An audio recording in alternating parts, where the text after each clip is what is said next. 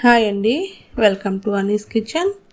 ఈరోజు అనీస్ కిచెన్లో ఎంతో టేస్టీగా సింపుల్గా క్యాప్సికమ్ రైస్ని ఏ విధంగా చేసుకోవాలనో తెలుసుకుందాం. ఈ క్యాప్సికమ్ రైస్ బ్రేక్ఫాస్ట్లకి కానీ లంచ్ బాక్స్లకి కానీ చాలా టేస్టీగా ఉంటుందండి. ఈ క్యాప్సికమ్ రైస్ తయారీ విధానాన్ని తెలుసుకుందాం. ముందుగా క్యాప్సికమ్ రైస్కు ఒక పౌడర్ని సిద్ధం చేసుకోవాలండి. దానికోసము పల్లీలు, మినపప్పు, శనగపప్పు, ధనియాలు, నువ్వులు, జీలకర్ర తీసుకోవాలి.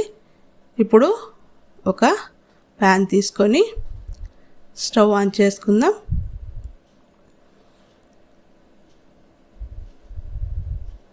స్టవ్ మీద ప్యాన్ హీట్ అయిన తర్వాత 2 స్పూన్ల పల్లీలను ఇందులో యాడ్ చేసుకుందాం.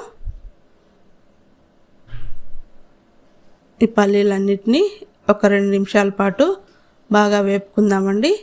ఈ విధంగా పల్లీలు వేగిన తర్వాత ఇప్పుడు ఇందులో 1 స్పూను మినపప్పు, 1 స్పూన్ శనగపప్పు, 1 స్పూను ధనియాలు, 1 స్పూన్ తెల్ల నువ్వులు, 1/2 స్పూను జీలకర్ర వీటన్నిటిని కలిపి బాగా డ్రై రోస్ట్ చేసుకోవాలి.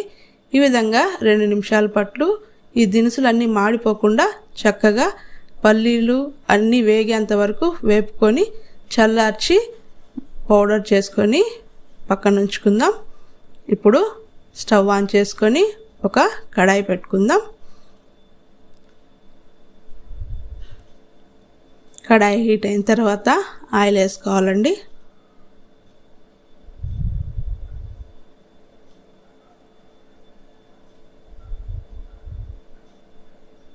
ఆయిల్ హీట్ అయిన తర్వాత ఒక 1/2 స్పూను ఆవాలు వేసుకుందాం.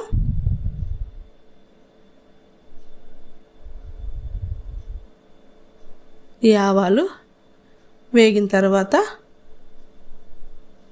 ఇప్పుడు ఇందులో ఒక 3 పచ్చిమిరపకాయ చీలికలను, కరివేపాకు, ఆనియన్ ముక్కలను వేసి బాగా వేపుకోవాలి.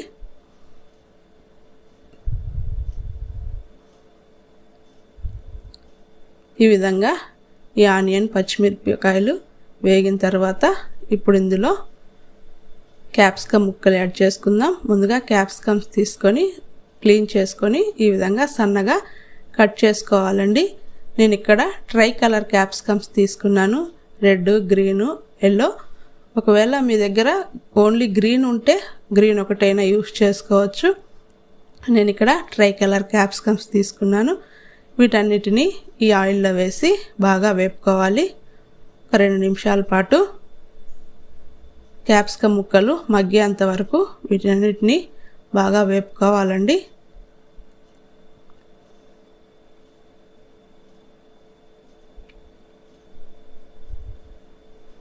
ఈ విధంగా క్యాప్సికమ్ ముక్కలు 2 నిమిషాల పాటు వేపుకున్న తర్వాత ఇప్పుడు ఇందులో రుచికి సరిపడా సాల్ట్ వేసుకోవాలి.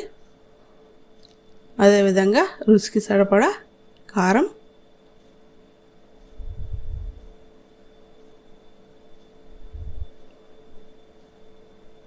ఒక 1/2 స్పూను గరం మసాలా వేసుకోవాలి.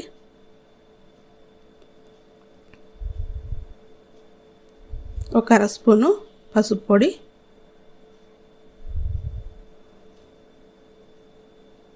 ఇందులో ముందుగా మనము వేపి చల్లార్చి పౌడర్ చేసుకున్నటువంటి పల్లీలు, నువ్వులు పౌడర్ని ఇందులో యాడ్ చేసుకోవాలండి. వీటన్నిటిని వేపి బాగా వేపుకోవాలండి.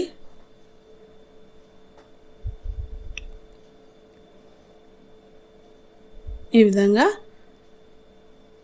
ఈ పౌడర్ అంతా, ఈ మసాలాలు, ఇవన్నీ పౌడర్స్ అన్ని ఈ ముక్కలకు పట్టే విధంగా బాగా వేపుకోవాలి. ఈ విధంగా 2 నిమిషాల పాటు మీడియం ఫ్లేమ్లో ముక్కలకు పట్టేంత వరకు బాగా వేపుకున్న తర్వాత ముందుగా సిద్ధం చేసుకున్నటువంటి రైస్ ఏదైతే ఉందో ఆ రైస్ని ఇందులో యాడ్ చేసుకోవాలి. ఈ విధంగా రైస్ వేసుకున్న తర్వాత ఈ రైస్ అంతటిని ఇందులో బాగా కలుపుకోవాలండి. ఈ విధంగా రైస్ అంతటిని ఈ మసాలాలో, ఈ ముక్కలన్నీ పట్టేంత వరకు బాగా కలుపుకున్న తర్వాత మూత పెట్టి చిన్న మంట మీద ఒక 5 నిమిషాలు బాగా మగ్గిద్దామండి.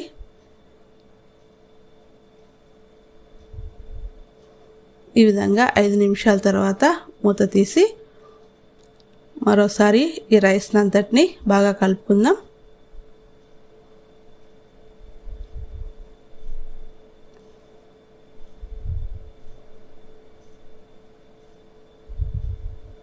ఈ విధంగా రైస్ అంతటిని కలుపుకొని చివరిగా సన్నగా తరిగినటువంటి కొత్తిమీర యాడ్ చేసుకుందామండి.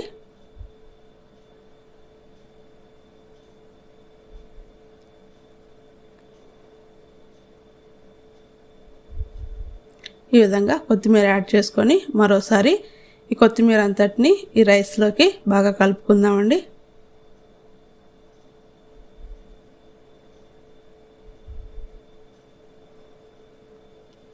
ఈ విధంగా కలుపుకున్న తర్వాత మూత పెట్టి స్టవ్ ఆఫ్ చేసుకొని 1 నిమిషం పాటు అలా వదిలేద్దాం.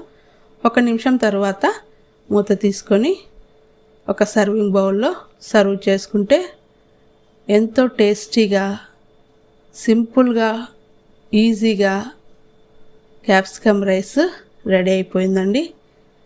ఈ క్యాప్సికమ్ రైస్ చాలా రుచిగా ఉంటుందండి. మీరు కూడా ఒకసారి ట్రై చేసి చూడండి. పిల్లలు చాలా ఇష్టపడతారు. మీరు కూడా ఒకసారి ట్రై చేసి నచ్చితే లైక్ చేయండి, షేర్ చేయండి, సబ్స్క్రైబ్ చేసుకోండి. Thank you for watching.